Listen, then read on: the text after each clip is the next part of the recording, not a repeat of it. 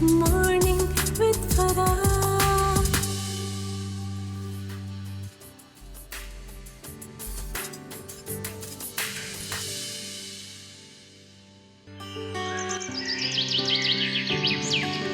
बिस्मिल्लाहिर्रहमानिर्रहीम, अस्सलामुअलैकुम, सुबह बखैर और खुश आमदीद ATV मॉर्निंग विद फ़रा में।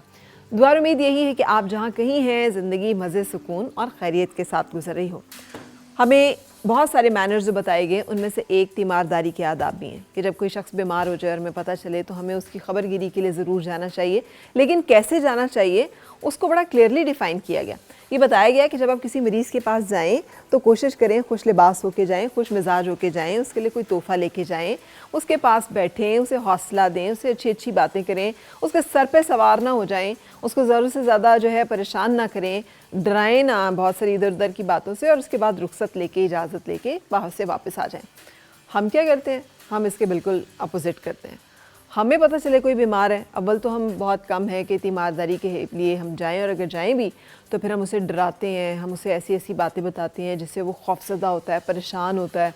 और वो परेशानी जो है वो हज़रत अली करमुल्लाह वजहो करीम का वो कौल है ना कि मुसीबत में घबराना एक और मुसीबत है।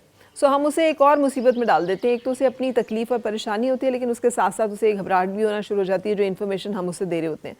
सो आजकल एक रिसर्च की गई है, एक था, उन्होंने रखा एक पेशेंट है और उस पेशेंट के पास एक नर्स आती है और उससे पूछती है, उसका ऑपरेशन होने वाला है, सर्जरी होने वाली है, और उससे पूछती है कि आपको कौन से डॉक्टर जो है वो आपका इलाज कर रहे हैं। तो उसने कहा, बताता है कि सुबह मेरा ऑपरेशन, और मेरा ऑपरेशन जो है हम सपोज़ कर लेते हैं डॉक्टर जेम्स कर रहे हैं। तो कहते हैं डॉक्टर जेम्स कर रहे हैं आपका ऑपरेशन? तो कहता हाँ, डॉक्टर जेम्स ने सुबह टाइम दिया है। तो कहते हैं आई डोंट बिलीव इट कि आपका ऑपरेशन डॉक्टर जेम्स कर रहे हैं। उसने कहा कि हाँ, मुझे डॉक्टर जेम्स ने सर्जरी के लिए जो अपॉइंटमेंट है मेरी उनके साथ है। उसने कहा आप बहुत लकी हैं।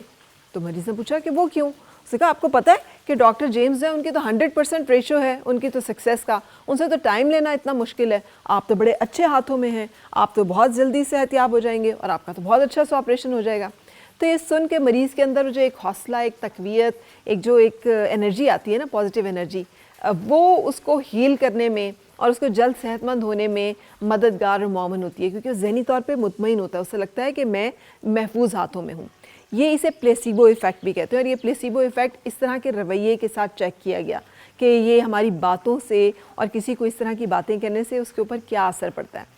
सो बहुत ज़रूरी है कि जब हमें भी पता चले कि कोई बीमार है, किसी तकलीफ़ में है, तो बजाय उसका तमाशा बनाने के या उसे इंजॉय करने के या उसको खौफज़दा या हरासा करने के या बम्बार्ड करने से बहुत सारी ऐसी इन्फॉर्मेशन जो कि हो सकता है उसके लिए उस वक्त ज़रूरी ना हो या उसके लिए फ़ायदेमंद ना हो, हम कोशिश करें कि जो हमें रसूल पाक सल्लल्लाहु अलैहि वसल्लम ने आदाब तीमारदारी बताए हैं, हम उन्हीं के अंदर अपने आप को महदूद रखें ताकि हम तीमारदारी का मुकम्मल हक़ अदा कर सकें और हमारी बातों से, हमारे लफ्ज़ों से किसी को तक़वियत मिले, तवानाई मिले, खुशी मिले, एनर्जी मिले, ना कि बेहौसलगी हो, ना कि परेशानी हो, ना कि कोफ्त और अज़ियत हो। सो आज पूरी दुनिया में वर्ल्ड लिवर डे सेलिब्रेट किया जा रहा है, और पाकिस्तान एक ऐसा मुल्क है जहाँ पर जो जिगर के अमराज हैं वो खौफनाक हद को क्रॉस कर चुके हुए हैं। हमारे यहाँ इतनी ज़्यादा शरह में पाया जाता है हेपेटाइटिस बी और हेपेटाइटिस सी कि जो ख़तरनाक तरीन है। हर तकरीबन तीसरे बंदा जो है वो इस मर्ज़ में मुब्तला है।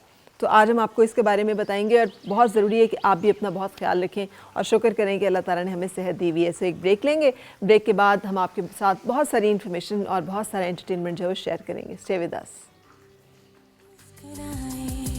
और मिलके गुनगुनाए हैं गुमशुदा जो खुशियाँ।